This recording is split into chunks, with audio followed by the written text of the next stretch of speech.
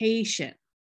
So that will be coming up the pike. So I'm glad that you got through that.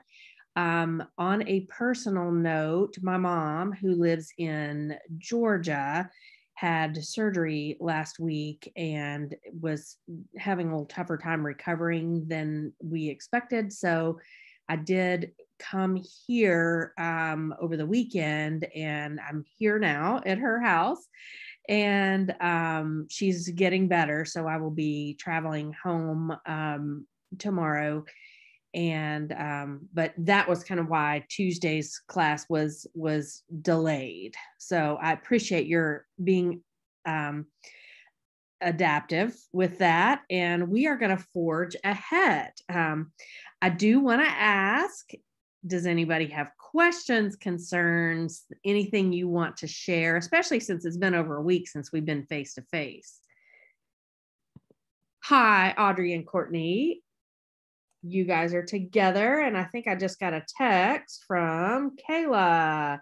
Okay. And all right, so I am going to record. Dr. Lancaster, I was just going to share with you. Can you hear me? Yes, go ahead. I was going to share with you a little story. Since we didn't have class on Tuesday, I was outside of my house. At the time class should have been, and a little puppy ran up to me. You're an animal lover, so I thought you'd like this. Yes. And anyway, so I know a little puppy, and I'm trying so hard to like find her home so I don't have to take her to a shelter. So it's been a 2-day full adventure of figuring out what to do with her. But it's just funny because had I been in class, I wouldn't have found her. Oh, and I've like exhausted my resources. Very, I wanted to share that with you. Very serendipitous. So everybody in here, if you know anybody who might be able to be a forever home for a puppy, you just never know. Sometimes it's second or third degree contacts that make the difference for that. So good luck with that. My mom adopts greyhounds that have been racing and are retired. They call them retired racers, and she has 2 of them right now. One is about 9 years old and the other is almost 3. And so they've been, it's funny because I joke around and say they're my brother and sister. And I've been letting them do things that she doesn't normally let them do. I like to spoil them when I'm here. So that's kind of fun. Anybody else?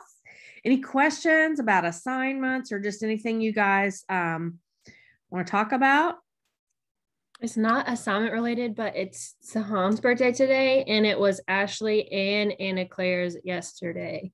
Wow, lots of birthdays. Happy birthday. Stephen's birthday is today. Wow, you guys, lots of birthdays. Very popular week.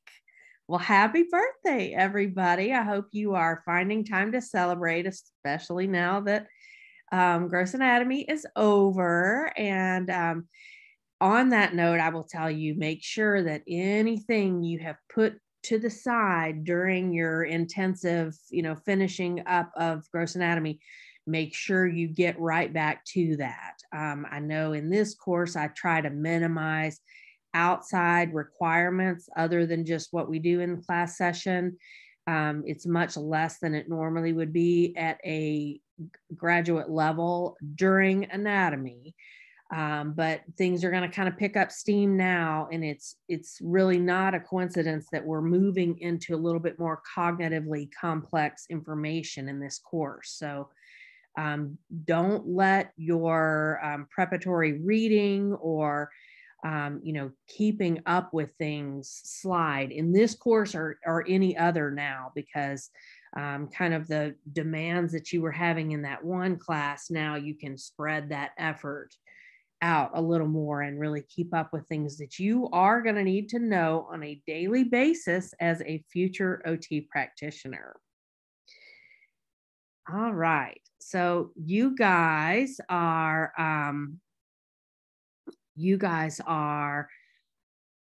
starting to work on some upcoming assignments. And I know we have some assignments that are coming in or sitting in the grade to be graded box for me, and I will be getting to those this weekend. So keep up with what's going on for that. I did post some additional tips for the the activity analysis assignment. So make sure you are looking at that. And as usual, let me know if you have any questions. If you're emailing those questions to me, often I will say something to you, but then I'll also let you know that I'm going to post it so everybody gets that info. So I'll always try to make sure that, everybody has a fair playing field that in that way, because I didn't like that when that wasn't the case when I was a student. All right, so let's move ahead. Today, we're going to talk about theory. So when I first started teaching this course, this was probably the area of this course that I struggled with the most, because I know from being on your side of things that learning about theory in any course, whether it's calculus or public speaking or anything, it can be the driest, i.e. the most boring.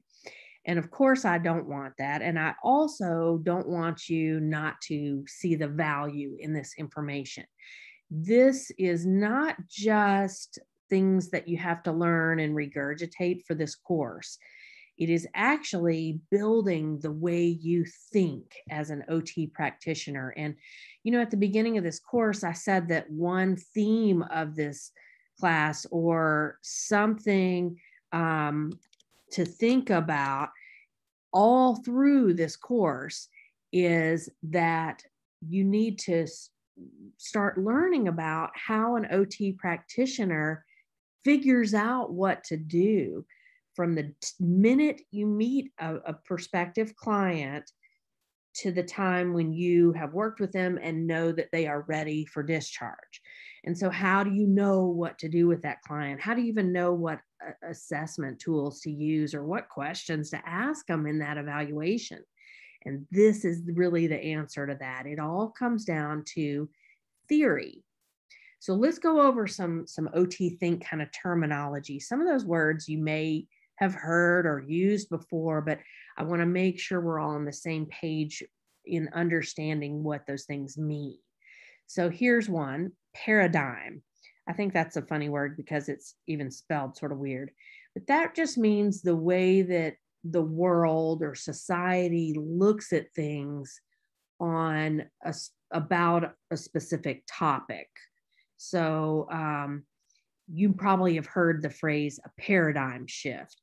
It means that, everybody kind of shifts the way we think about things. So an everyday example or current times example for that would be online learning. I think if we surveyed everybody in the US 1 year ago from today and said, can people learn as effectively or in the neighborhood as effectively in an online context that they can in the classroom, probably most people would have said no. And we know from research that really is different from educational research, but I think it kind of took so many of us really diving into it and doing it for this long. Now there's been really a paradigm shift that while there are some things that are better taught in person, and while people may prefer or even strongly prefer one of those things or another, online versus in person, you can effectively teach and learn online. So there's been really a paradigm shift, not just something I think or something you think or something the two of us think, but everybody thinks that, or the vast majority. So another term is principle. And you also may interchange the word postulate with this. A principle, like when we say, what are the guiding principles of practice in OT? The principle describes a relationship between two or more concepts or things. So you can kind of see my visual down there. That's what I envision when I think about a principle. So in the example I just used, the principles of practice in OT are really kind of what do we think and do in our practice as OT practitioners versus other related healthcare professions or, the world at large. What is it unique, distinct, different that we have in our profession that we think and do? And how is that different than other people think and do? So that's where principle kind of comes into what we're going to talk about. Concepts, that's a more common word. So you really could just say ideas or mental pictures, things that you think, especially about different things that happen in more general terms. So it isn't just, an idea of what's for supper, but it might be what's a balanced meal. So your idea or your concept of that and mine are probably closely related, but might not be exactly the same. It's based on experience and formal and informal learning from the past. So the term that's very closely related to that is a construct. Now, this one can be kind of confusing, but I'll tell you how I think of it, and maybe that'll help you too. A construct is also an idea, but it's much more abstract. So it also is much more open to interpretation. So if I say, let's all have what's the concept in the US of a balanced meal? We could probably come up with that. Or what's a concept of a clean house? Or staying physically fit. We all probably have somewhere in the same neighborhood of that. So it's not quite as abstract. But what would be is the construct of time. What is time? How do we learn about it? How do we teach others about it, like little kids? How do we even think about it or deal with it? Is it something that we think we have enough of or not enough or too much? And, is it valuable or do we kind of take it for granted? And you see how there's just a whole bunch of things to think about the abstract idea of time. Another one could be love or the construct of a relationship. That it just depends on the way that we've been exposed to that and how much reflection we've done, maybe even our spiritual beliefs and our life experiences. So we're going to talk about these theories, and these terms are going to be mentioned here and there in those theories. So I didn't want you to get to one of these terms and think, why is she saying construct instead of concept? They're both ideas, but a construct is much more abstract or less tangible. You can't touch it. Theory. So since today's topic is theory, we should probably talk about what that is. A theory is, something that hasn't been definitively proven, otherwise it would be a fact, right? But it's a set of assumptions, things that we have reasonable evidence or proof that those things hold true. It's also concepts and other terms that are associated together that help us to explain something. So you can see, probably, I would guess, the most commonly known theory is the theory of relativity. E equals mc squared. I know you've heard that. Even, that may even kind of blow our minds as, well, what even is that? But we know that's a theory. It's something that is believed to be true based on what we know so far, and it helps us to explain or understand something. So we are going to be talking about theory. Now, in OT, there are two types of theory. So I want you to, I'm trying to draw it in the air here. Picture sort of the umbrella or the overall category of theory.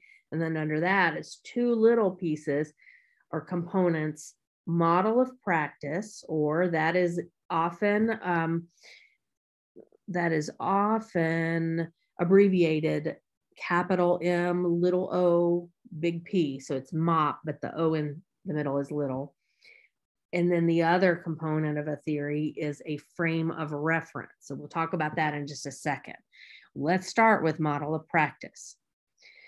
model of practice is centered in the OT profession. Every model of practice is centered around occupation. And this is the way you can remember that. We model our practice as OT practitioners around occupation. I've said this so many times already in this class that everything we do in OT has to relate to occupation. And that's, kind of an overarching model of practice. It takes what our philosophy is in this profession and then organizes it in a certain way so that it helps guide us as to what to do and how to think and even the terms to use. So we're going to talk about some specific models of practice over the next few sessions together, and this will become clearer. But for now, remember, model of practice is a way to organize how we think around occupation. All right, that's the first type of theory we're going to learn about. The second one is frame of reference, or it's abbreviated capital F, little o, capital R. So it's like 4, but again with a little o. So this describes how changes are going to be made in a client or clients. How do we move from having challenges, problems, areas of need or dysfunction to not needing that? So you can kind of almost see it in conjunction or running consecutively with the OT process. This tells us what we're going to do all along that OT process. So it helps us know how we're going to help that person to get better or to address the things they need and want to do, what kind of intervention we're going to use, how active we are we more in charge of those ideas and leading the session and really putting our thoughts for motivation in there, or do we more leave it up to the client to be more self-directed? And then last but not least, the other thing that the frame of reference tells us is what evaluation instruments or even strategies we need to use are, depending on the specific frame of reference that we select. All right, so this is going to, don't be sweating right now. This is going to become more clear over the next couple of sessions. But for now, know that the frame of reference is very much like a map. Or in some cases, some people tend to explain model of practice and frame of reference in such a way that it relates to a toolbox. So the model of practice in this analogy is the toolbox. It's how we go about things, or kind of how we think of things in terms of occupation. That's model of practice. But the tools inside the toolbox are the way we move a client towards more occupational engagement or from dysfunction to function. So it would be the tools we use in our intervention, tools, materials, strategies we use to do the evaluation, and so on. So the toolbox is the model of practice, but the tools are the frame of reference. All right, so also it's important to know a couple things I don't want to forget to say right here. One is that many times, probably almost always actually, an OT practitioner will use more than one frame of reference and or model of practice. So you're not just going to pick your favorite today or over the next few days and then always use that. It's going to depend on some things, and we're going to talk about what it'll depend on. But you do need to know all of these that we talk about today. And then, I'm going to give you an overview of a certain number of theories, but you'll hear about some of these more in depth in other courses and some others in other courses too. So there's a whole lot of them. There's like 100 of them. We're not going to learn that many. I want you to learn kind of the most popular ones, or the ones that you are for sure going to see out there, even probably on your level 1 fieldworks. And certainly as you're in practice more. Now, the second thing I don't want to neglect to say here is that when you are on field work, I have heard students say this lots. They will often ask an OT practitioner, so maybe their fieldwork educator, supervisor, or someone else they know who's an OT practitioner, what theories do you use? What model of practice or frame of reference do you use most in your practice? And I'm going to tell you what a lot of OT practitioners say, especially if they've been out in the field more than a year or two. They will either say, I don't even remember that stuff from OT school. I don't think I really use that. I just, do what I do. Or they will say, I use an eclectic approach, meaning I just kind of collect bits and pieces from everything, all the theories, and use that. All right. So keep in mind when you hear that, people are kind of forgetting their lecture from Foundations in OT school, and they've learned a whole lot since then, and it kind of becomes second nature. So I'll compare this to if I said to you, how many steps do you use to the process of brushing your teeth? And if I put you on the spot to that, think about that. And let me see you guys put that in the chat box when I count to 3. How many steps do you use to brush your teeth? 1, 2, 3.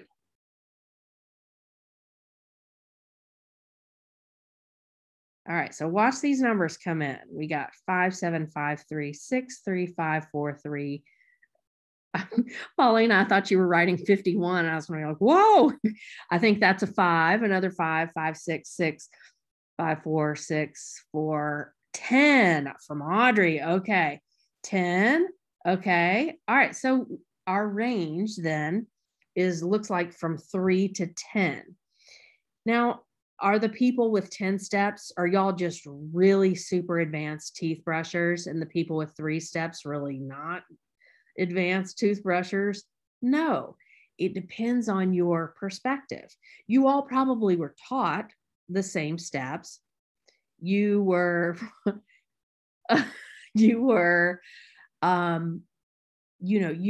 all brush our teeth pretty close to the same, right? So it depends where you start counting. Really, if you want to get into it, you walk towards the bathroom, you turn on the light, probably, or maybe you even open the door. So there's 3, and we've really hardly started. Then you go to the sink, then you turn the water on. Yes, Audrey breaking down every detail. So that's kind of what I'm doing. And I guarantee you I could get this up to 25 if I wanted, maybe even 50. It's, if you start really analyzing this task and saying, I turn my wrist to turn the faucet on, then I put my hand under it to test the temperature of the water. Then I get water in the glass. Then I pick up the toothpaste. Then I squeeze it.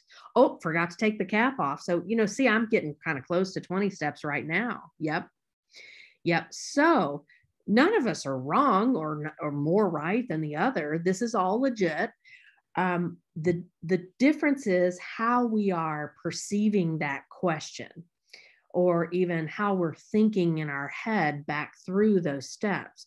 Where do we start? How minute of a detail counts in our tally? Where do we end it?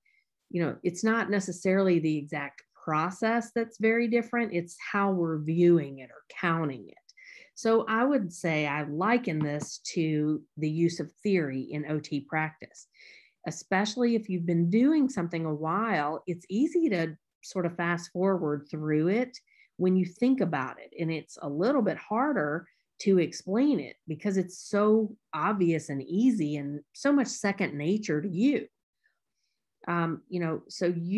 That's what I want you to remember. Maybe remember the toothpaste or toothbrushing analogy.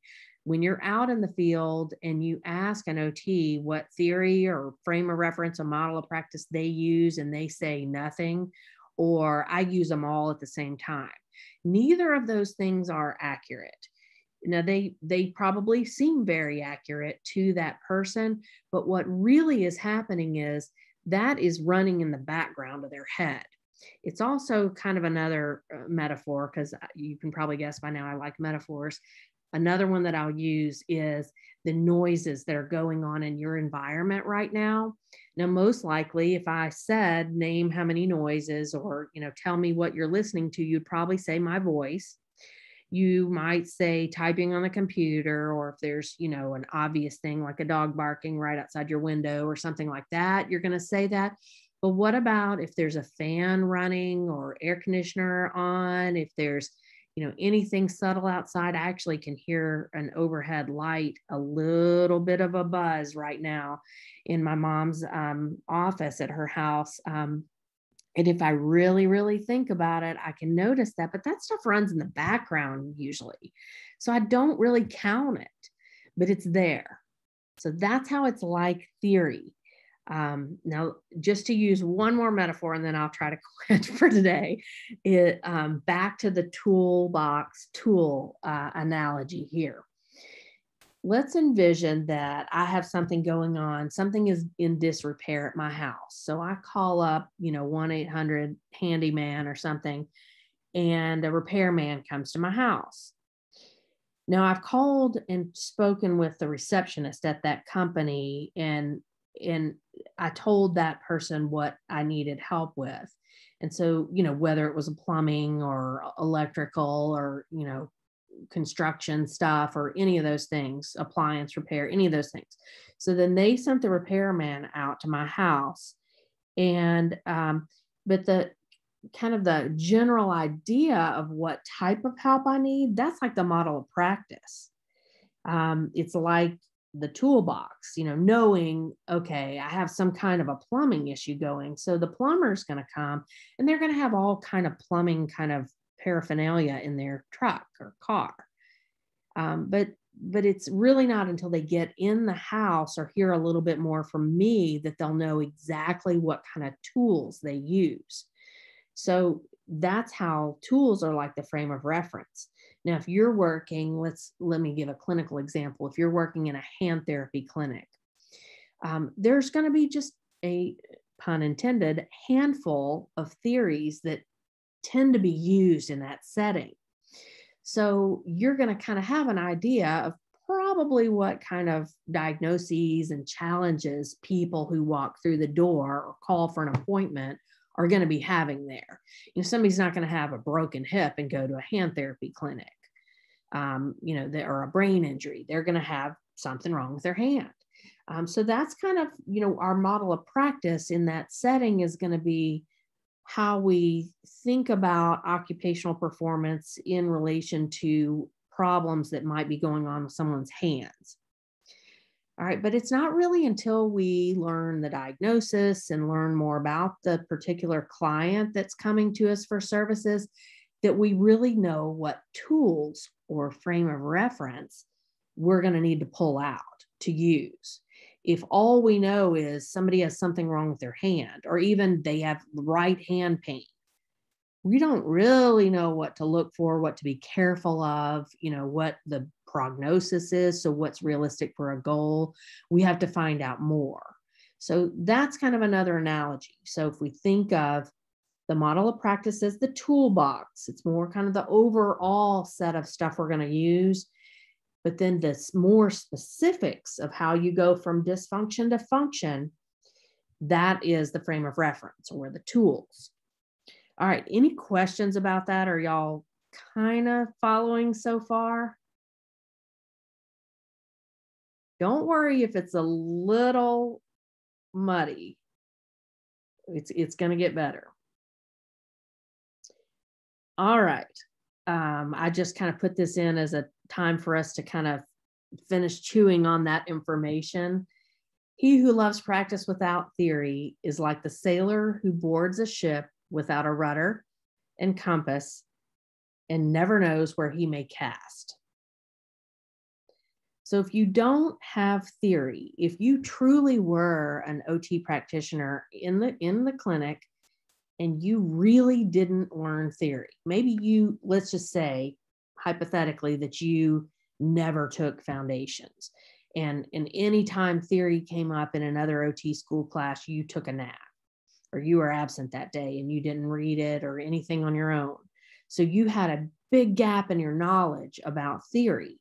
Now, you can memorize a bunch of interventions. You can read the OTPF. You can, see a bunch of example interventions and evaluations and even do some of that stuff yourself. But the thing is, you're not going to know why. You would not know that. And so when you get kind of pushed out of the nest and on your own, your clinical reasoning is going to be deficient because you're not going to be able to figure that out by yourself, what to do with a client, how to be most effective, or like I like to think of it, how to be not just a passing or a good OT, but an exceptional OT practitioner, like our clients really deserve. For that, you need good clinical judgment and reasoning, especially for when those times when problems that you might not expect or you might not have encountered before come up.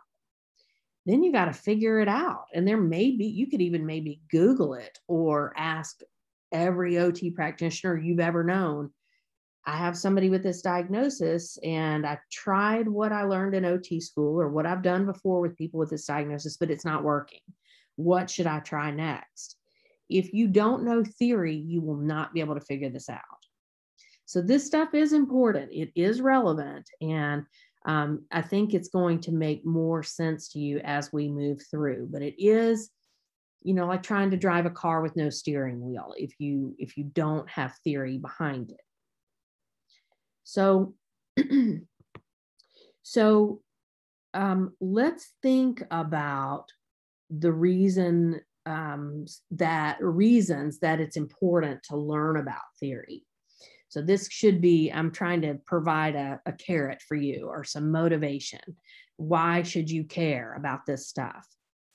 I really just mentioned that first one. It will be the key to your success in identifying why a certain challenge or problem is happening in someone's life, and then helping to problem solve that. So helping to remediate or fix it. It also validates practice. It shows that we are a profession that doesn't just guess. We actually have solid evidence and a solid thought process behind what we do and what we recommend. It lets third-party payers, so insurance companies, or if somebody's writing you a check for your services, or if they're Medicaid or Medicare, it shows that there is a reason they should pay us. It shows why we are worth the money that we are paid. Again, it's not just guessing or looking something up through Google, or I heard one time that it was good to have somebody do jumping jacks if they have ADD. That's not what we do. We know way more solidly why we recommend and do what we do. It also, as you continue learning about theories, even once you've graduated, it's part of your professional development. And, here's something that's going to age me, but when I was in OT school, there really weren't that many theories. I mean, there were a handful, probably 10 or 12, I'll say. And like I said a couple slides ago, they're probably in excess of 100, maybe even more. There are new ones that come out all the time. A lot of times where these come from is work in people's PhD programs, or maybe their post-professional OTD work when they are working on their dissertations. And you think in a PhD is a doctor of philosophy, so you're thinking in very philosophical terms.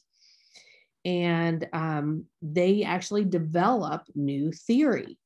Again, it's not a proven fact, but it's a valid assumption based on lots of things that allow us to believe that something's true, and it helps us to explain something. If I had to say, what is my theory, what theory would I want to come up with if somebody tasked me with coming up with a new theory in OT? or more specifically OT education, what I would say is that I think the key to success in learning to become an excellent OT practitioner and in continuing to be one once you're in the field is empathy. That's my theory. I think if you truly know how to empathize and you practice that and you continue broadening your own horizons and putting yourself in sticky situations or situations where you don't always know all the answers and you kind of have to experience some of those emotions yourself as a learner, it helps you to connect to clients, your current and or future clients. So that's what my theory would be about. I mean, probably because that's what my dissertation work was in my doctoral program. So it is part of education, and it's not education that stops the day you graduate. I very much hope that you continue learning, not just about assessment tools and, intervention techniques, but about the thought process and theory that's in our profession. All right. So with all that said, hold on one second. Okay. I do want to tell you about this picture here. This is a picture that is actually in somebody's front yard, in this little cut through. I grew up in Greenville, Mississippi, about 3 hours south of Memphis, and back before there was the highway system. There is now, makes it sound like I came here in a covered wagon, but when you had to take more back streets or side streets, you had one little shortcut you could take. Near Tunica is around this big lake called Moon Lake. Some of y'all might have been by it, especially if you're from around that area.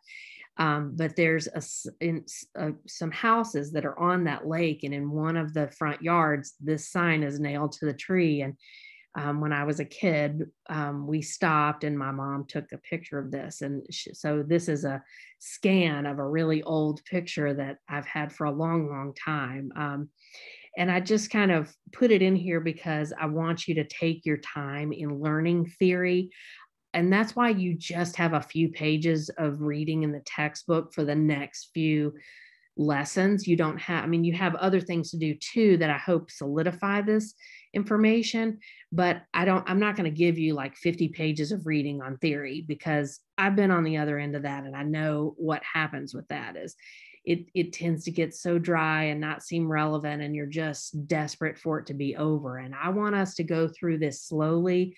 I want to give you lots of examples and let you kind of think about it and reflect on it as we go through, so that as we start talking about specific theories, it begins to click in your head. So with that, let's talk about our first one. All right. So this theory is called the model of human occupation. So it's probably not that hard to guess that it is a model of practice, because it has the word model right there in the title, and it has the word occupation. So that's two big hints for you. If I asked you if the model of occupation is a model of practice or a frame of reference, it's a model of practice. In fact, the model of human occupation, or everybody in the field of OT actually calls this MOHO. So if we're talking about the MOHO theory, it's important to know that it is actually the best researched model of practice in our whole profession. So you could kind of say that it's like the most popular, it's the best research. So it has the most evidence behind it. It's like the VIP, I guess I should say. It was developed by a man named Gary Kielhofner, who actually died in I guess we would say more recent times. He died in 2010. So he was alive in your lifetime. So don't think this is a bunch of, old bearded men sitting around smoking their pipes on their, covered wagons. It isn't that kind of, theory, again, is modern as well as it is older, and it's constantly being developed. So Kielhofner was born in Missouri to a farming family in 1949. And he really, though, rather than working outside on the farm, like lots of children who grow up on a farm, he liked reading. And he really was very philosophical. He was what adults would call a deep thinker as a kid. He liked thinking about, why are we here on this planet? You know, spiritual kind of deep stuff like that. Now, his grandmother had a amputation of one of her legs due to a traffic accident long ago. And she did not want to use a prosthetic leg. So she didn't, you know, back then we called them artificial limbs. She did not want to use a prosthesis. And so as a result, because she only had one leg, she spent most of her life and Gary's entire life in a wheelchair. She was very much dedicated to community service, and she took Gary along with her on lots of those things. So that he liked that because it really kind of related to his thought process about, you know, why we're here on this planet and spirituality. Now, there's a story, well, there's a lot of stories, but one in particular that goes along with Gary Kielhofner is his wife, Renee, owned a business, and he one day went up there to visit her at lunch, and he happened to see one of the employees using her office as a lunchroom with her feet up on the wife's desks, and, you know, kind of appalling to think about it. And Gary talked to his wife, whose name was Renee, and Gary said to Renee, you know, you got to get better control at your office. It seems like maybe you're letting your employees get away with a little bit too much. And so as a reminder, he gave her a little statue of an antelope, and antelopes are often thought of as the quintessential or consummate prey animal, meaning that they're easy prey. It's really easy and common for other animals to kill them and eat them. And so it was a reminder that she should be more proactive than reactive, and that she should think about and move towards doing things that didn't leave her at as much risk to being a victim. In other words, she kind of needed to man up and take charge. And she had a right to demand respect and, you know, have people not run all over her. And so that was kind of one way that Gary started thinking about what makes people tick, what makes some people be more passive, some people be more active in what we do, and, you know, what makes us interact with each other in different ways. You know, I'm sure you act differently in a school or sort of professional context than you might act with just your friends, and you may act different with just your family, or, you know, what causes that. And so he was a deep thinker. So old Gary started thinking, and that's when he came up with the MOHO, or the Model of Human Occupation. It was first published in 1980. So this is one of the ones that was around when I was in OT school. This theory looks at occupational performance in terms of what makes people tick, what makes them able to and motivated and willing to participate in occupation versus when you don't, or when people don't. And so here's the theory. And this kind of goes along with this graphic here. This is what MOHO says. Every human is conceptualized or thought of as being made up of three interrelated components. And those components are, you can see in that thought bubble, volition, habituation, and performance capacity. So kind of mouthful of words there. And let's talk about what those are in just a second. That's what he said was really sort of the guts or the makeup of every single one of us. And in further, of every person on the planet, whether they were young, old, rich, poor, religious, not religious, from a third world country, from a first world country, regardless, that the volition, habituation, and performance capacity were what make up a person. And so what he was trying, remember, theory, the whole point of a theory is to explain something. So what he was trying to do with his theory, Moho, was to explain how those factors in a person influence what we do in our everyday lives, our roles, in other words, and how we deal with setbacks and illness and injury and challenges, and even how things in our environment help us to deal with those kind of challenges, or maybe serve as barriers for those. And you may notice that some of the stuff I'm saying sounds pretty OTPF-ish.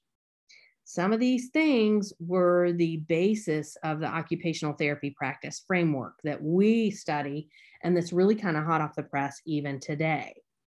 So before the next class session, I'm going to have you guys read a little kind of tribute to Gary Kilhoffner. He was a big time, like a big wig in our profession. We talked about some of those, mother and father of the profession and some of the founders, but he was in more modern times. But it's still really important to know, if you ever come across like a recorded keynote speech or something by him, it's worth listening to, and a lot of it makes sense.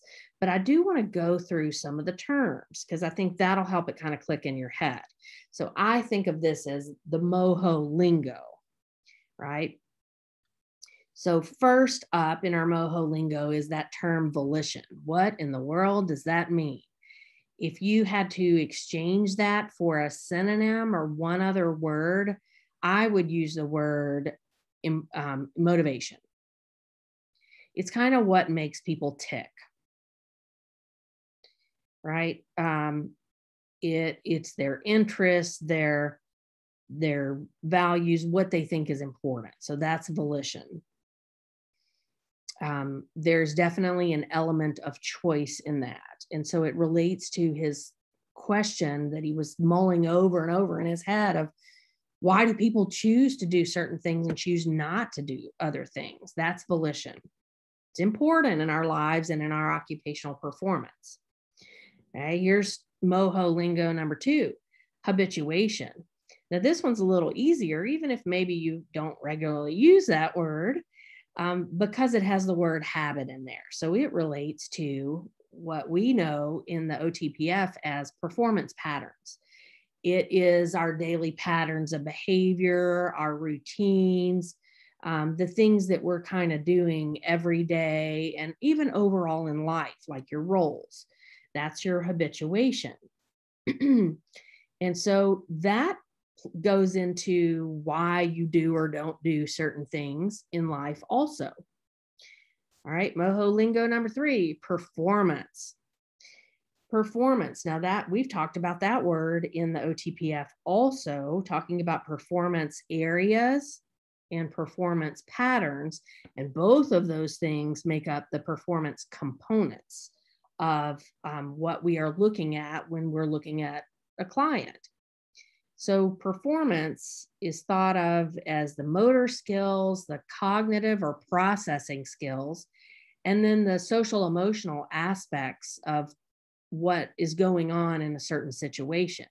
So to break that down just a little bit, if you are going to, let's say, cook a meal in somebody else's kitchen, so it's an unfamiliar setting. Of course, when you're doing something like cooking a meal, there is a motor component to that. And you have to have strength, range of motion, balance, all those things, fine motor coordination, all those things. Also, there's a cognitive or a processing component to it. Can you follow the directions? Can you even understand the directions? Can you read? Then can you keep things in order? Can you troubleshoot or problem solve if, say, it calls for a 3-inch wide spatula and then you open their utensil drawer and they don't have one? What do? You just say, like, I can't cook this now because they don't have one, or you have to turn the burner off and then go to the store and buy one? No, you can figure it out because your cognitive skills are intact. And then, but think about also if you are cooking this meal in an unfamiliar kitchen, and maybe people are watching you, maybe people you don't know well, or you're being like rated, like you're on America's Top Chef. And so you're kind of nervous about it. And so that emotional, and maybe they even said you have 12 minutes to do this from start to finish, or some crazy time constraint like that. So you're nervous, you're under pressure, you're anxious. That emotional aspect is also going to impact your performance.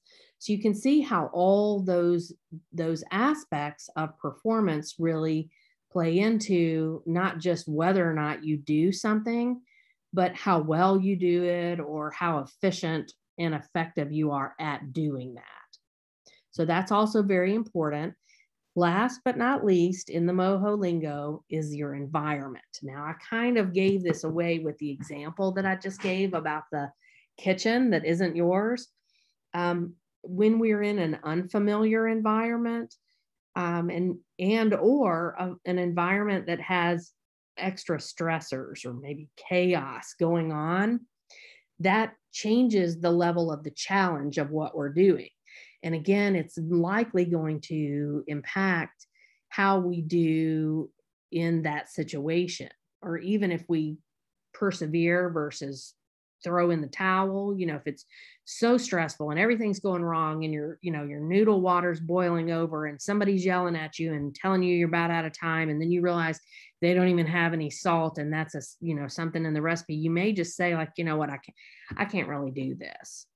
So the environment, even the other people that are in that environment, certainly the physical demands or aspects of that environment. Maybe they have a gas stove and the lighter on it is not working, and you can't find a match or a lighter, so you can't even start the stove. Something may be a huge barrier like that. It may also be super fancy kitchen equipment, like maybe they have a convection oven or an air fryer and stuff like that, and you already know how to work that stuff, so you can seamlessly make that meal even quicker than you could in a familiar environment. So see how that all of this impacts occupational performance, and really needs to be considered in what we think about and what we do with our clients. Now you'll see I have this little tidbit in the rectangle here at the bottom. Many times when you have a theory, it will be used to develop and definitely to select the tools that you're going to use for assessment. And in fact, there are more than 20 specific assessment tools that were developed for use with the MOHO model of practice. That's how popular and well-researched this theory is, that we have so many different assessment tools that go along with it. All right, so let's see. Let's take a 5-minute break. Well, yep, I got 2:50. Well, I'm in Eastern time zone. 1:55 y'all's time. So let's come back at 2 o'clock straight up, and we will push forward. So everybody stretch or get something to drink or whatever you need to do, and we'll come back in 5 minutes.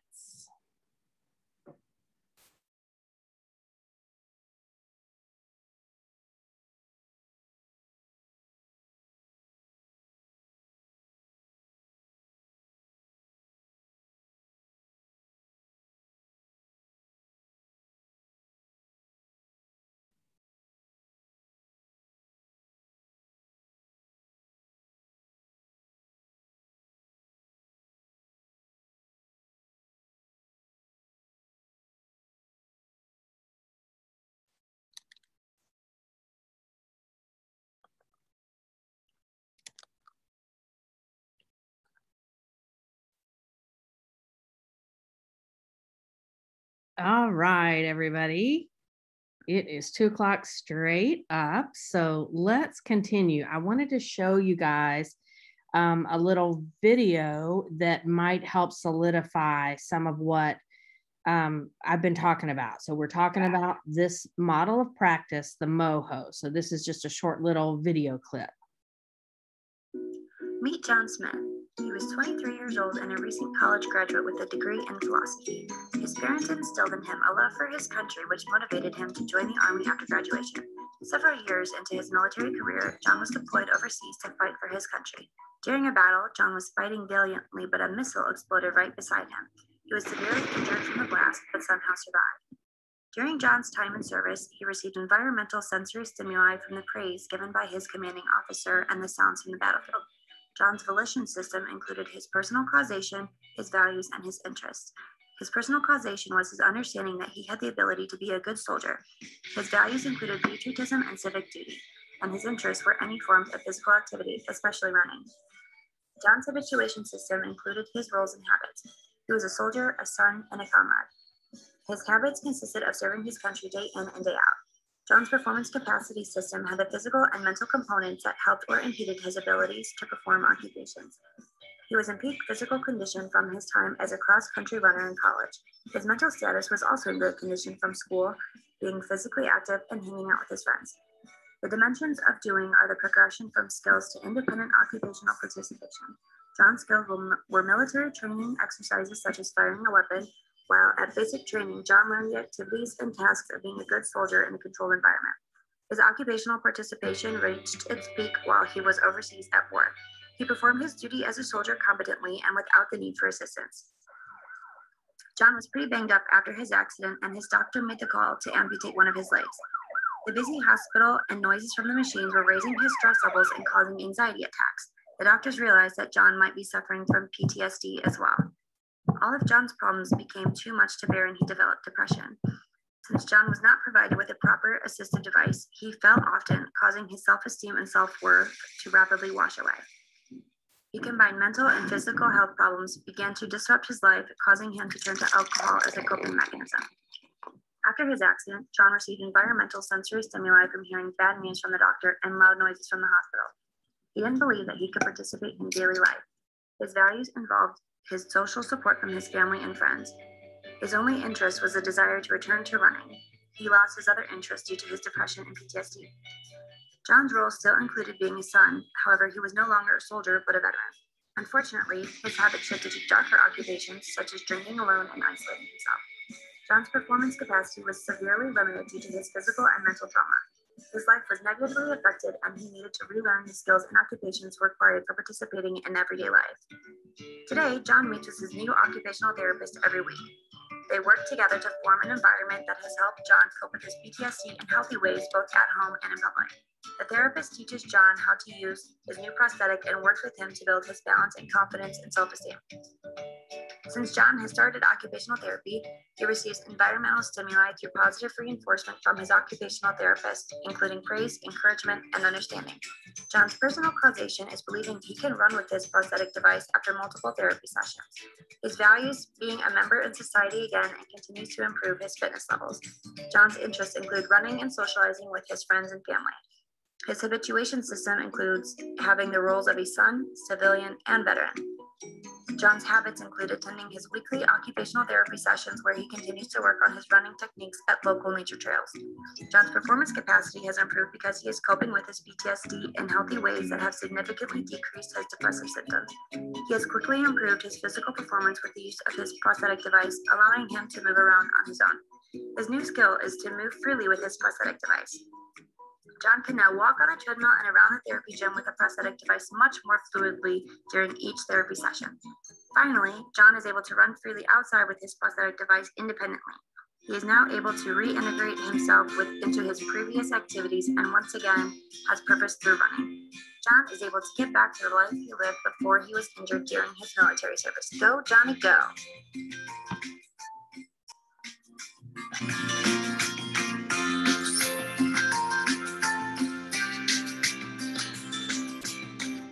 All right, so let's talk about that for just a minute. A couple things I want to say. There was some language in there that I want to clarify what that really means. And then I'm going to talk to you about the question that every student always wants to know when we start talking about this, which is, what do I need to know for the test?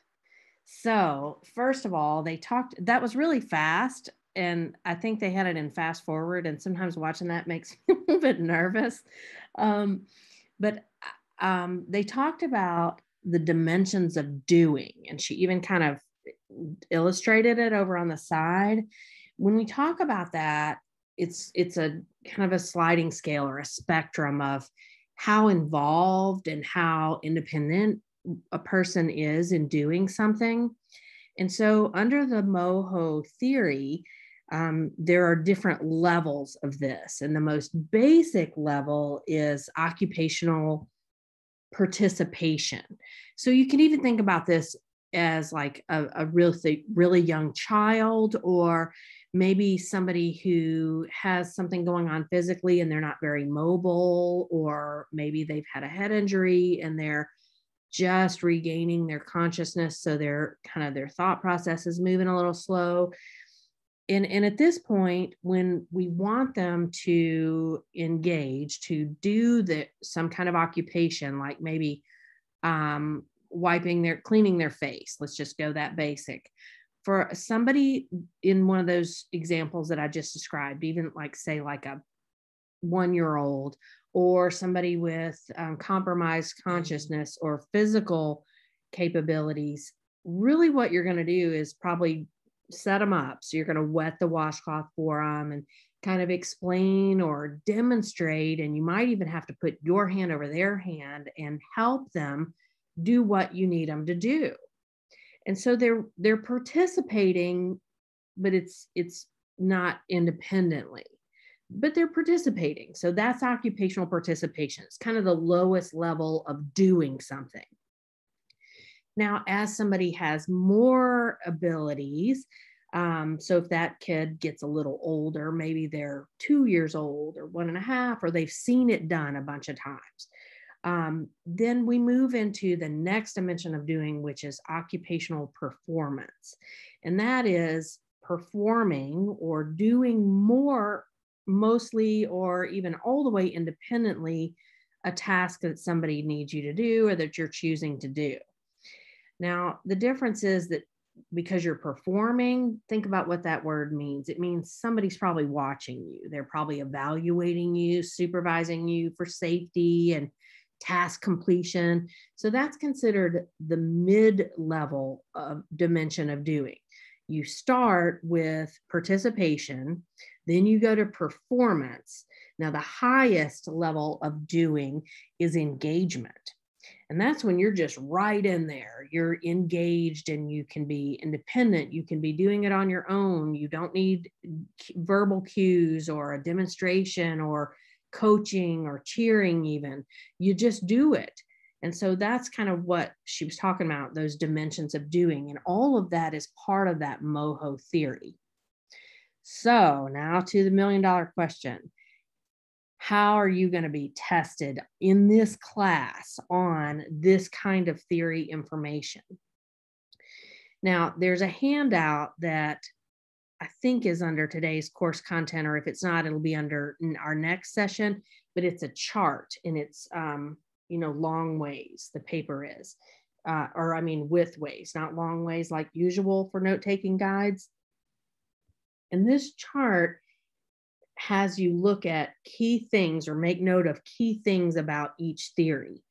And so how I'm going to ask you this stuff, because we're just at the beginning phases of learning about this, is if I name some concepts, some vocabulary words, maybe a little bit of the philosophy behind a theory, I want you to then identify the theory.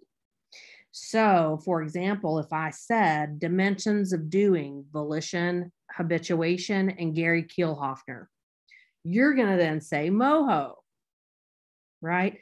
So I'm not going to say, explain to me in 2 paragraphs or less what the dimensions of doing mean. We're not really to that point yet. And I think to really do that in a way that would matter, you need to have more clinical examples for that than we are going to have in this class. You will absolutely talk about the MOHO more in depth in other courses, but remember, it is the most research-based model of practice. And there are more than 20 assessment tools that go along with the MOHO. Now, one of the most popular of those assessment tools is one called the MoHost. All right, it's the MOHO screening tool. So pretty easy to remember there. Luckily, they did us a favor of not making that super tricky. And notice that that Gary Hoffner is one of the co-editors for that. And so this is something you will practice doing, actually administering in another class. But for now, I want to just talk to you a little bit about what the MoHost is. So you could say this is really kind of your very first assessment tool that we're going to talk about. So let me exit out of this, and I'm going to take you to a Prezi on the MoHost. Now you, one second, you can access this Prezi on your own within that session 20 file. Okay, so, and while I'm looking at that, I will say that handout note-taking guide that I was just talking about is in today's folder, and you'll use it really more starting next session, but I wanted you to see it. It's the theory and OT summary sheet. That's the one that is going to be for multiple theories. So you kind of compare and contrast. You can kind of use that as a study guide. And then also the note-taking guide, which goes along with what we're talking about today. So let's make sure you guys are on the right thing. Let's get to that Prezi. Here we go. All right, so we're talking about the MoHo is the model of practice, but the MoHost is the assessment tool.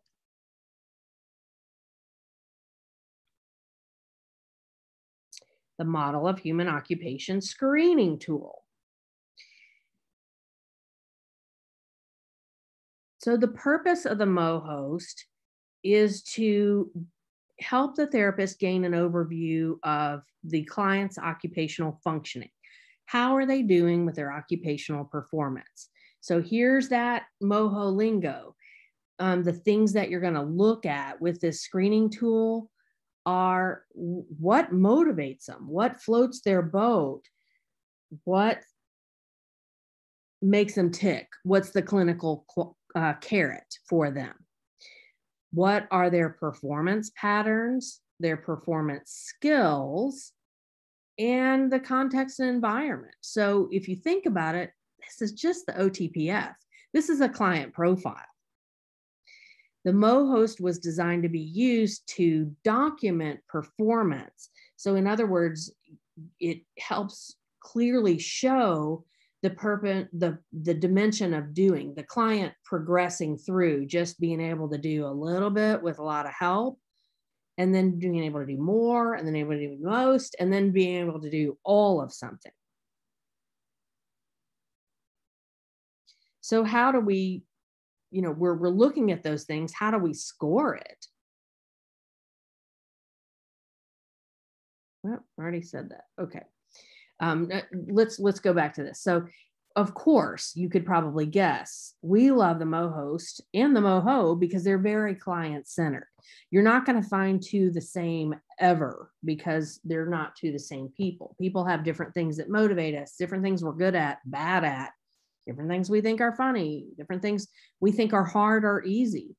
Now the MoHost it's easy to administer and you really can pick it up pretty quickly. You don't have to go to like a week-long training session or take a whole course on it. I also love that it comes in many, many different languages. Just as an aside, I'm trying to learn some Portuguese right now because I'm hoping to travel to Portugal next year. So I love that it comes in Portuguese too, but all these other languages also.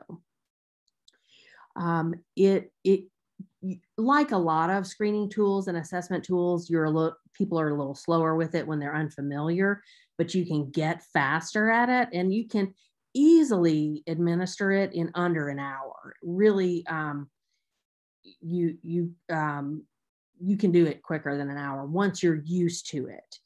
And look at this middle statement here. It has been said that the MoHost really doesn't give more information than you might think to get as an experienced therapist anyway. So again, it relates to that client profile. But certainly in somebody who's a newer grad or a student, it helps to guide your questions when you're first getting to know a client. Now notice this, it really was developed for adults from 18 and up. And they specifically said that in elderly clients, so people 65 and older, which is how they defined elderly. I don't think in this day and age we would say people, I would think elderly would probably be 75 and up, but regardless, it's especially for people who might have physical, cognitive, or emotional impairments, but they might not, or they might just have very minor impairments with that. Like they might have a slight visual impairment or something like that, or an attention deficit, something like that. You can use it in all clients, in all levels of functioning. Now, it wasn't really normed for children. It takes from 10 to 40 minutes, being less time, the more experience you have. And it can help you determine the need for OT. And it can help you know how to make your session, your intervention, the most effective, because it's the most motivating. So you're not going to compare like one 30-year-old to another 30-year-old. More so, you're going to compare how somebody does on it the first time you might administer it versus maybe a couple weeks later, how you might administer it. Okay, Anna Claire says it's asking you guys, if you click on the link for the Prezi, it's asking you got to log in. So let me fix that and when we stop, and I'll make sure you have the link that doesn't mean you need to log in. I'll make sure you have this link. There are a couple of different versions. They just updated it, but the most latest was in 2006. It does cost $40. But I kind of feel like once you've gone through using it a couple of times, it's not one that you would necessarily have to go all the way through. It does use a 4-point rating scale over 24 items. So it asks you, let me get to, let's go through this a little faster, because really the only thing I want you to look at or to really think about is that the MoHost is one of many assessment tools that goes along with the MoHo. And so it helps us to determine somebody's level of function, but also their values and motivation and their roles and things that they want and need to participate in. It is for adults, so 18 and older. That's what it was tested as. Now, can you use it on a 17-year-old? Sure. But know that what it's telling you in the scoring book might be a little off. All right, let's see if this is going to play for us.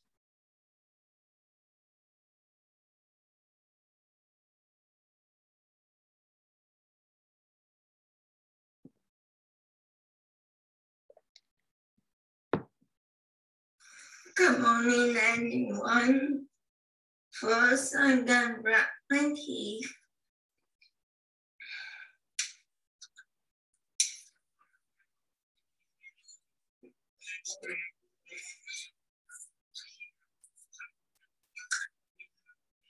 Now I'm going to do my makeup and my hair.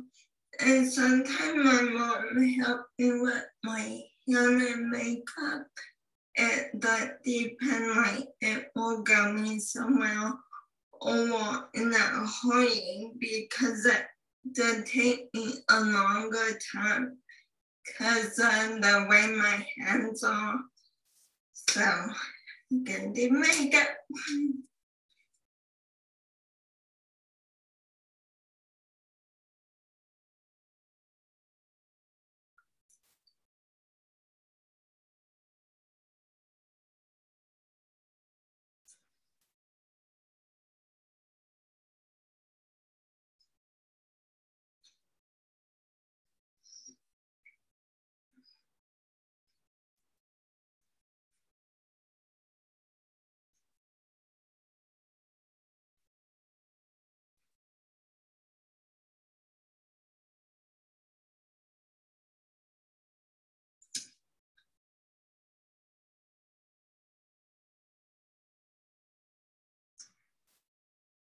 Now with trying to fix my hair.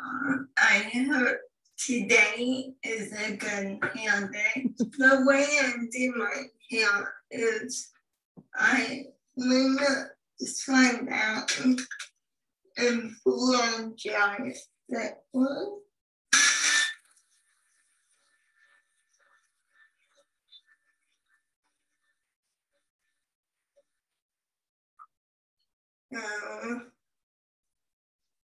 And that fled it.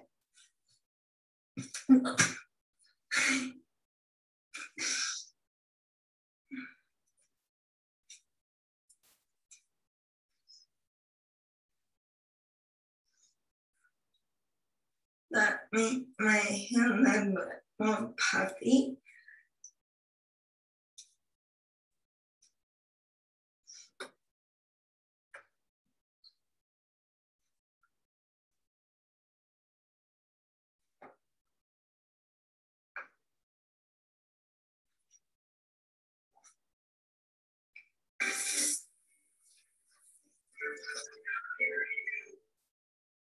Okay.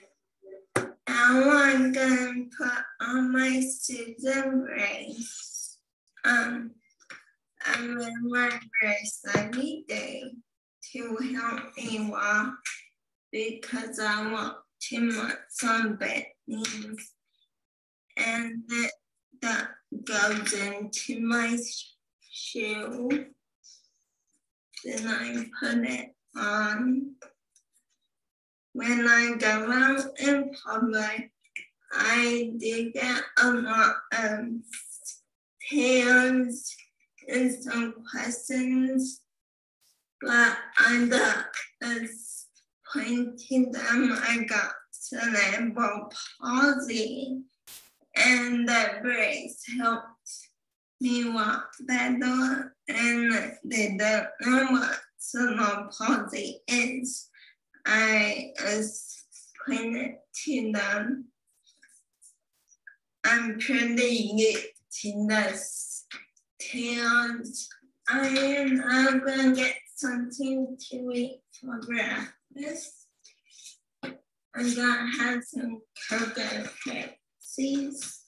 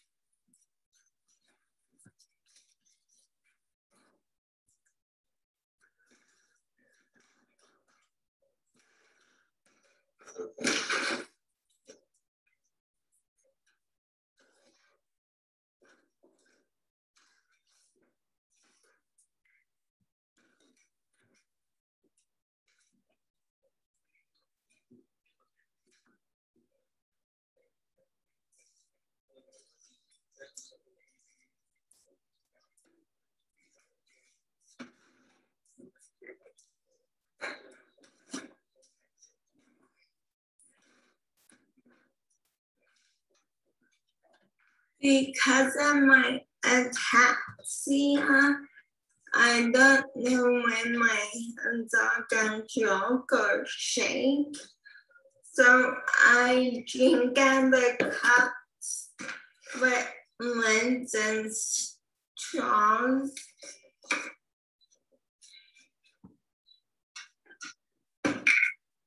The mango juice is my favorite juice ever.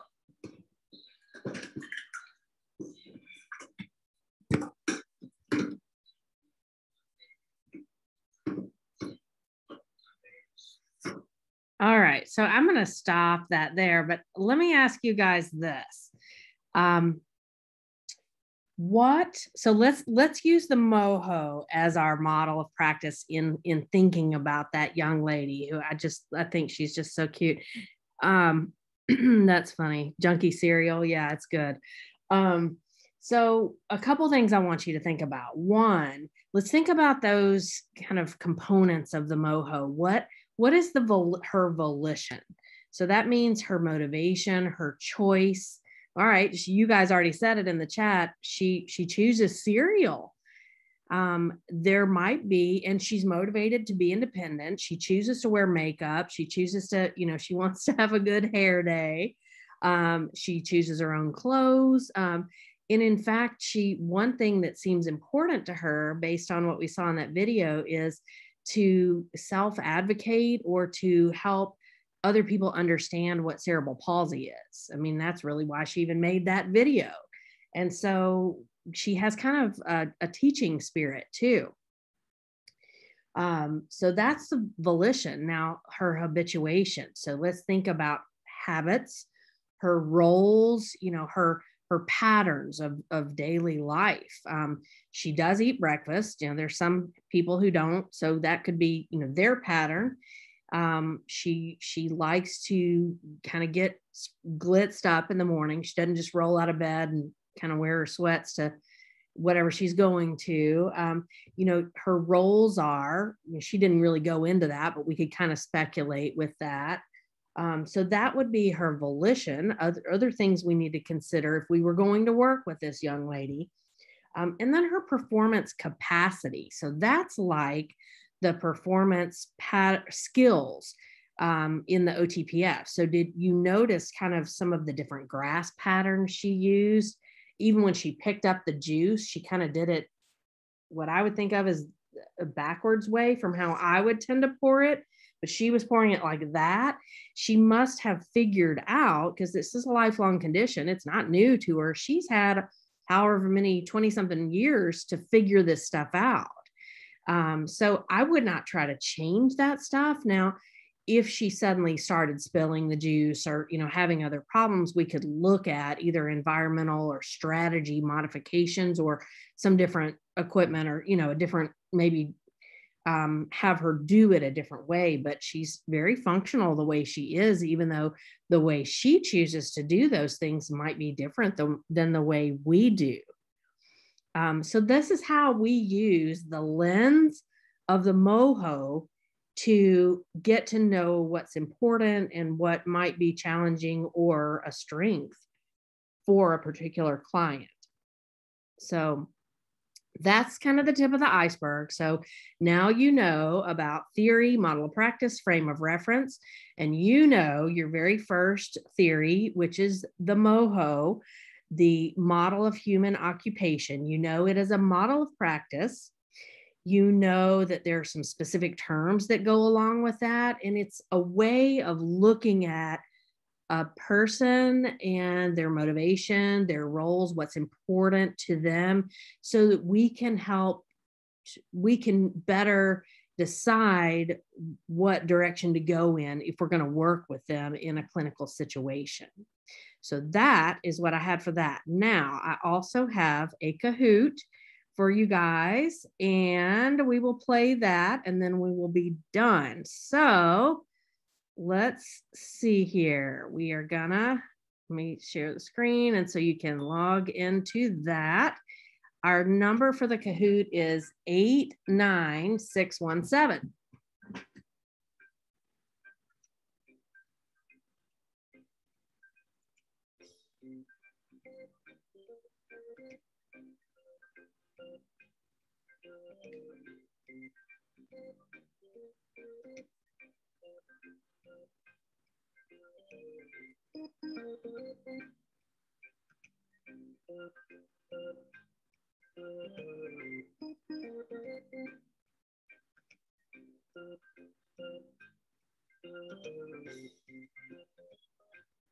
So many emojis today.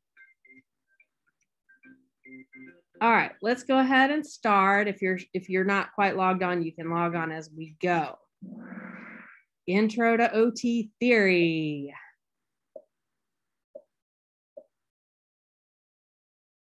Why do OT practitioners, or what do we use to organize concepts of the philosophy of a profession? What do we use?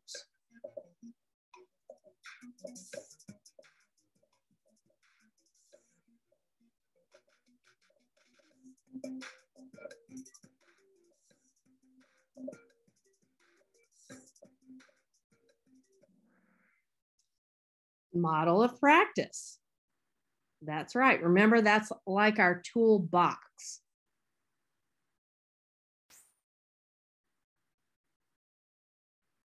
Here's a puzzle. In what order from earliest in history to the current time were the following pieces of legislation enacted? So put what comes first on the left. It goes earliest to latest.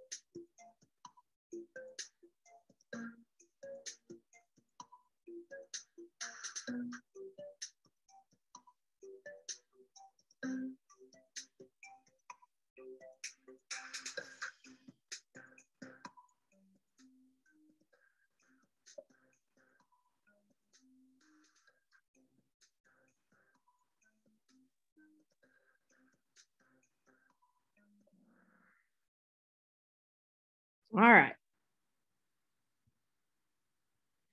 First, way back, we had the Soldiers Rehab Act. Then the Education for All Handicapped Children. You can remember that because, you know, we don't even really use the word handicapped anymore. Then came the ADA, the big one we've heard so much about. But then most recently is the Balanced Budget Act. And remember, that's the one that gave us, that had resulted in a lot of staffing and pay cuts around 2007, especially with the Medicare system. So it's important to keep up with the understanding of those. That's a little retrieval for you.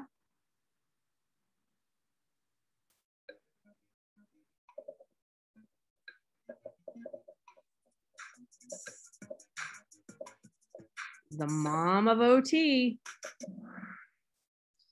Everybody got it. So next month, we should listen to the Eleanor Clark Slagle lecture, the new one that's going to be at the in April. So we'll maybe listen to that one together so you can kind of know the influence of Eleanor Clark Slagle. Good job.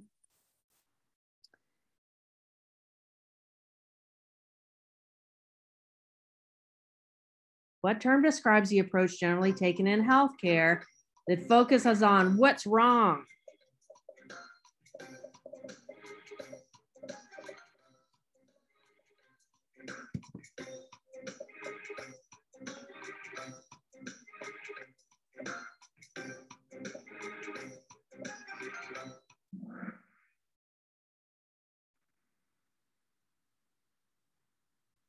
There we go. Okay. So this is one that you had to really read the question because the way you've seen this question written before it's asked you about holistic or client-centered or top-down, but this, it's flipped. And so it's asking you, what is the approach that asks what's wrong or what's the matter with the person? And that is reductionistic. That's the opposite of what we need to do and what our philosophy in OT really drives us to do. You can remember that because it's really kind of reducing a person down to their symptoms or their diagnosis.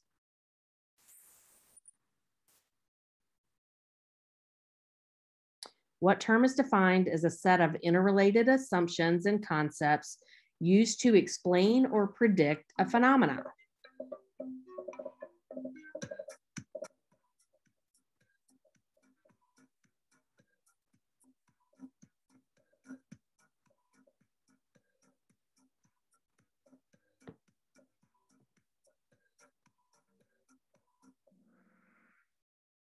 That's a theory. Yep. The reason we have theories, whether it's in OT or anything else, in math or, you know, anything else, is to help us explain something.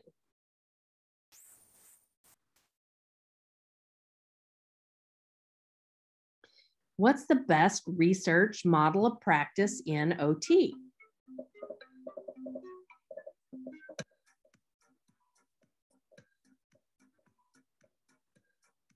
See, all these different OTs just love this model of practice.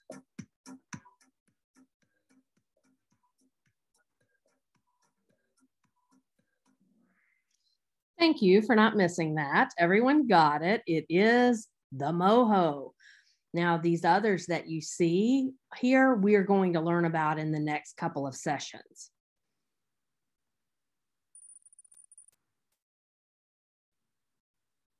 What do OTs use as a tool to guide our evaluation and intervention?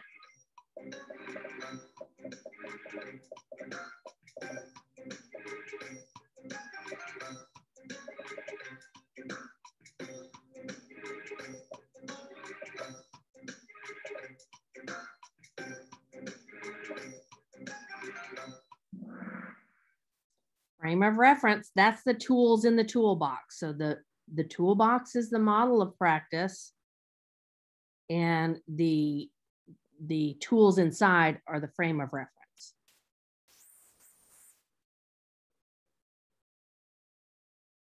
Which organization furthers the legislative aims of our profession?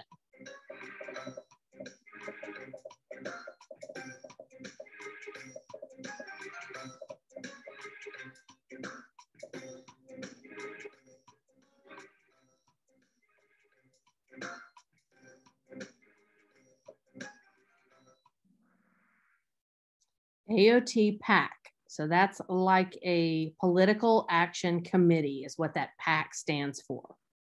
Yes, it is part of AOTA, but the correct answer to this question is AOT PAC.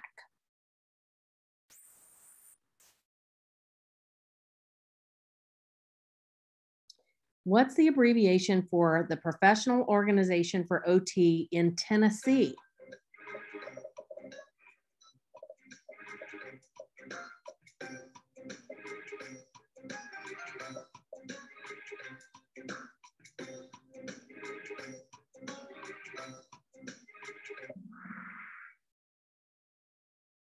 Okay, it is TNOTA. Okay, think to yourself, what state is TOTA? What state has that for their professional organization? Texas. Yes, good. Gold star. Okay.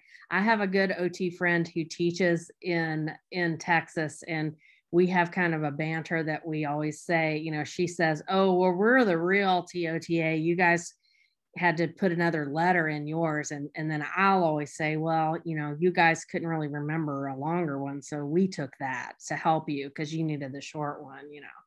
So we are TNOTA.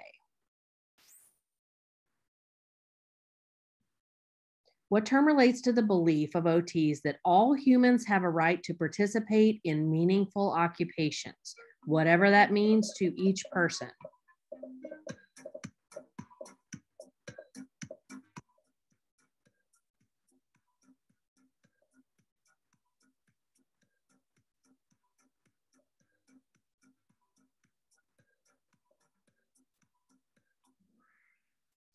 Yes. Now I gave you a hint in that the picture of the scales of justice. It is occupational justice. We believe that it is a human right to be able to participate in things that are meaningful to each person. All right, here's our podium.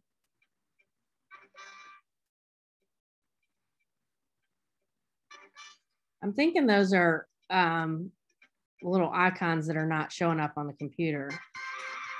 Okay, there we go. And we got a couple runners up. There we go. All right, good job, everybody. And I have that Kahoot set so that you can access it. And I will change that Prezi link, but don't worry about all the details in there. More, I just want you to know that the MoHost is an assessment tool. You will see a lot. It goes with the MoHo, model of practice, and it really is very closely related to the OTPF.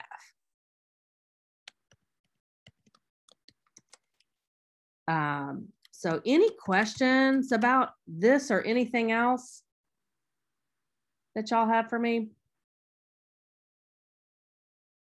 Well, I guess I do have a quick question about the activity analysis. I know I emailed you, but I didn't email you back. I figured I would just ask it here. So in that, we need to talk about the steps, the materials used, and just kind of talk through it. Yes. So pretend like you are teaching it to somebody who may not know exactly how to do it. Maybe if they do know how to do it, they don't know your way of doing it. Okay. So does that make sense? Yes. Like I talked about the basic, mine was hanging clothes and like organizing a closet. Mm-hmm. So I talked about like, I personally like to do this or that, but it's not required. And then is 6 minutes okay? Is it like, how long does it? Yep, that's a-okay. Yep. Don't worry too much about the time limit. Mostly, I really don't want somebody to give me like an hour-long video. If somebody is going to look at it later, like you guys may look back at, I'll make a whole list of these and you guys may look back at it later for intervention ideas, for example. And you don't really want to watch an hour-long video of something teaching you how to do something. So, I mean, you don't want it to be 30 seconds either, because, you know, it needs to be a little longer, but if you shoot for 10 to 15, try to get it somewhere in there. But as you'll notice, like the example one that I posted for y'all is not that long. So don't worry too much about that, but do show a complete demo of the activity. And then after that, focus on the written report.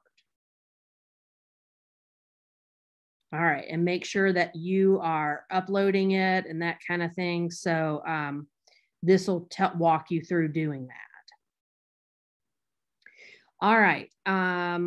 Let's see if I have anything else. Oh, one more thing I did want to make sure. So for today's session, I did ask you to read just a few pages, but then watch a couple of videos. If you didn't happen to do that, go ahead and do that maybe after we finish today, or for sure before we meet next time. I really want to make sure you are familiar with the person in these videos whose name is O.T. Miri. O.T. Miri is actually a good friend of mine. She graduated from OT school a number of years ago in California. She and I actually met through social media, but I interviewed her as an early guest on my podcast. And her story, and she shares this on social media. So I'm not, betraying her confidence by telling you this, but she actually took multiple tries to pass the NBCOT exam after she graduated from school. And there were a number of reasons for that. A lot being sort of her own anxiety and mental health. And she has a lot of video content out there that she thinks helps people who are preparing for that exam or who are in OT school see the material in a very easy to understand, well broken down way.